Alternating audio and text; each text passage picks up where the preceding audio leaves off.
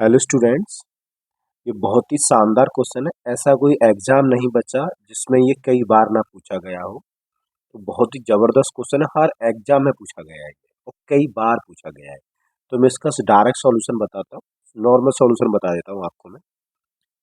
इसमें क्या कह रहा है, पास वाले दिया है, पहले पहले पास वाले दिया है। इंग्लिश में पास दिया है उसने 60%। फिर क्या कह रहा है आगे, मैथ में पास दिया है 70%। ठीक है, ये मतलब पास वाले दिया है। मैं लिख देता हूँ, पास इंग्लिश में पास 60%, मैथ में पास 70%। फिर आगे कह रहा है दोनों में फेल दिया है। यहाँ पे क्या दिया है, दोनों में फेल दिया है, 20% फेल दिया है। किसमें, दोनों में फेल दिया है। इसका मतलब समझते हैं आप, इसका मतलब ये है कि 20% ऐसे स्टूडेंट हैं, अगर वो मैथ में फेल हुआ है तो वो इंग्लिश में भी फेल हुआ है, मतलब दोनों में फेल हो गया है। ठीक है, दोनों फेल हो गए। 20% दोनों फेल हो गया है, तो हम जानते हैं टोटल कितना होता है। टोटल 100% होता है ना, उसमें से 20% दोनों फेल हुआ है, तो बचा कितना, 80। तो 80 जो है वो दोनों फेल नहीं हुआ, मतलब ये कह सकते हैं वो इंग्लिश में पास हो गया होगा या मैथ में पास हो गया होगा, और होशियार रहा होगा तो दोनों में पास हो गया होगा। तो 80 जो है पास वाले हैं, तो मतलब इसको हम कह सकते हैं at least one, at least one, at least one subject में पास हुआ है। वो वो कौन है, 80% है। क्लियर, एटलीस्ट वन पास हुआ है, वो 80% है। ठीक है, तो ये भी पास वाले हैं। फिर अब सॉल्व करें। अब देखिए, इसको ऐड करना, कितना आया, 130। तो इसके हिसाब से 130 पास हो रहे हैं, जबकि स्टूडेंट तो 80 पास हुए हैं। एक्स्ट्रा कितने पास हो रहे हैं बताओ, 130 में से 80 पास हुए हैं, तो एक्स्ट्रा कितने पास हो रहे हैं, 50 पास हो रहे हैं। ये एक्स्ट्रा वाले में क्यों पास हो रहे हैं 50, ये दोनों में पास हुए हैं, बोथ में पास वाले हैं ये। बोथ में क्या है, ये पास वाले हैं ये, बोथ में पास वाले हैं ये। तो बोथ में पास वाले 50% है ना, तो 50% है बोथ में पास वाले। और 50% का वैल्यू हमको कितना दिया है, 2500। और हमसे पूछ रहा है, हम दिया है ना, इसलिए तो बोथ निकाले हैं 50%। और टोटल पूछ रहा है 100%, वो कितने होंगे, 5000। ये आंसर हो गया। आई होप आपके समझ में आया होगा।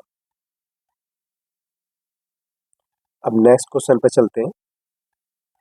हेलो स्टूडेंट, नेक्स्ट क्वेश्चन ये है जो आप अपनी स्क्रीन पर देख रहे हैं, और ये क्वेश्चन बहुत सभी लगभग सभी स्टूडेंट के लिए बहुत दुख दर्द देता है स्टूडेंट को।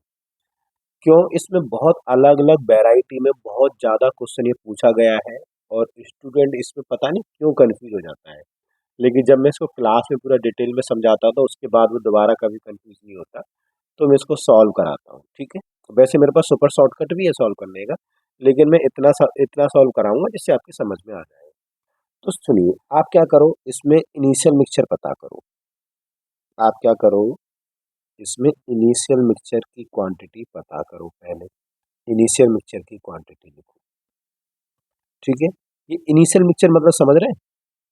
इनिशियल मिक्सचर में उसकी बात कर रहा हूँ, जैसे ही आप इसमें कुछ मिलाने वाले हो या कोई चीज मिक्सचर में से निकालने वाले हो, या तो इसमें कुछ मिलाओगे, मतलब मिलाने से पहले या निकालने से पहले, जस्ट बिफोर, मिलाने से पहले या निकालने से पहले। ठीक है, उसके बाद फिर मिलाने या निकालने के बाद कोई भी एक चीज मिला दी या एक चीज निकाल दी।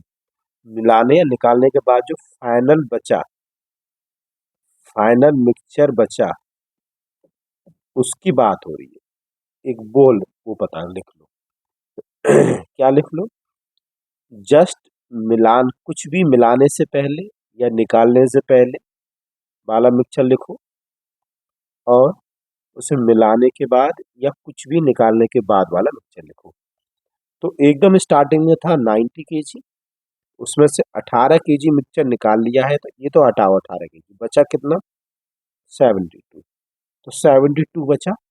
अब इस 72 बचा, इस 72 में कितना मिलाया उसने? वाटर। 18 वाटर मिला दिया। तो अब कितना हो गया मिक्सचर? 90 हो गया। तो 18 मिलाने से पहले कितना था? 72 था। 18 मिलाने से पहले कितना था? 72 था। जस्ट मिलाने से पहले 72 था, 18 मिला दिया तो 90 हो गया। तो मैंने क्या बोला? कुछ भी निकालने से या मिलाने से पहले, कुछ भी मिलाने से पहले, तो मिलाने से पहले तो 72 था, मिलाने के बाद 18 कितना हो गया? 90 हो गया। तो बात समझ में आई? मिलाने से पहले मिलाने के बाद में किसकी बात कर रहा हूँ? आई होप आप समझ गए होंगे। अब सेकंड स्टेप क्या है? सेकंड स्टेप ये है कि इसमें क्या मिला रहा है? मिल्क वाटर मिला रहा है ना, तो वाटर मिला रहा है तो दूसरे की परसेंट वैल्यू लेनी है। तो वाटर मिला रहा है ना, तो वाटर मिला रहा है तो दूसरा क्या है? मिल्क नहीं मिला रहा है। मिल्क नहीं मिला रहा है मतलब वो कांस्टेंट है, तो उस जो कांस्टेंट है ना, जो नहीं मिला रहा है, उसकी वैल्यू लेनी है। तो ये 30% है, तो दूसरा कितना है?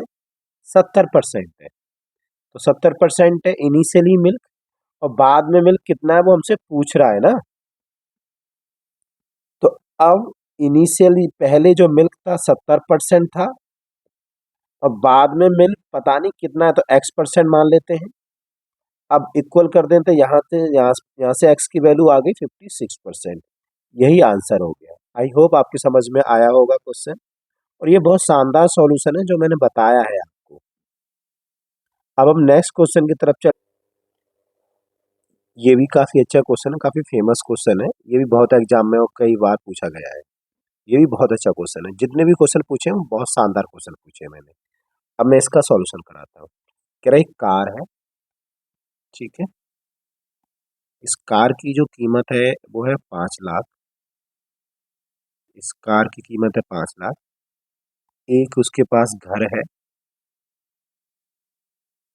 इस घर की कीमत है, इस घर की कीमत है उसकी 7 लाख। तो कार की और घर की तो टोटल कीमत कितनी होगी दोनों की? 5 लाख और 7 लाख, टोटल होगी 12 लाख। टोटल कीमत होगी 12 लाख। क्लियर? अब आगे क्या हुआ? तो कार की कीमत है 5 लाख, ये घट रही है, ये 3 बार घटी है। पहले 15% घटी है तो 85% बच गई। फिर 13% घटी है तो 87% बच गई। फिर 11% घटी है तो 89% बच गई। तो इतनी बच गई है, ठीक है। जो भी है अभी मल्टीप्लाई करके आ जाएगी, हम निकालेंगे अभी थोड़ी देर में। तो कार की न्यू कीमत आ जाएगी, ठीक है। न्यू कीमत आ जाएगी किसकी? कार की। ऐसे घर की निकालने जा रहे हैं। घर की कीमत कितनी है? पहले पहले 7 लाख की है घर की कीमत। घर ये तीन तीन बार बढ़ा है, तो पहले 10% बढ़ाया तो 110 हो गया। फिर ये 12% बढ़ाया तो 112 हो गया। फिर 14% बढ़ाया तो 114 हो गया। तो ये घर की न्यू कीमत आ गई। ये घर की नई कीमत आ गई। तो ये केवल मल्टीप्लाई करने का काम है। तो मल्टीप्लाई करने के बाद ये नई कीमत, इनकी कीमत आ जाएगी नई। तो मल्टीप्लाई करेंगे तो ऊपर 5 जीरो है, नीचे 6 जीरो है। तो ऊपर की 5 जीरो, नीचे की 6 जीरो कटेंगे तो नीचे केवल 1 जीरो बचेगी। अब केवल मल्टीप्लाई करने का काम बचा है, तो मल्टीप्लाई करेंगे तो जो भी आएगी इसकी वैल्यू,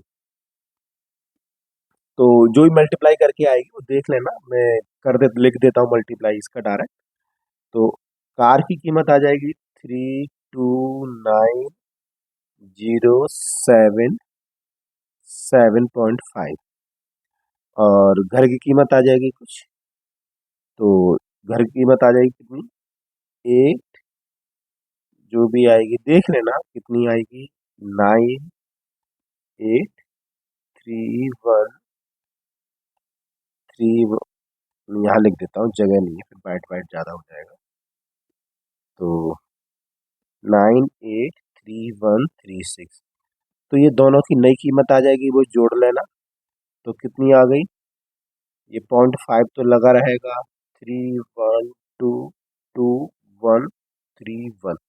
ये नई कीमत आ गई ना दोनों की। दोनों की पुरानी कीमत कितनी है? 12 लाख।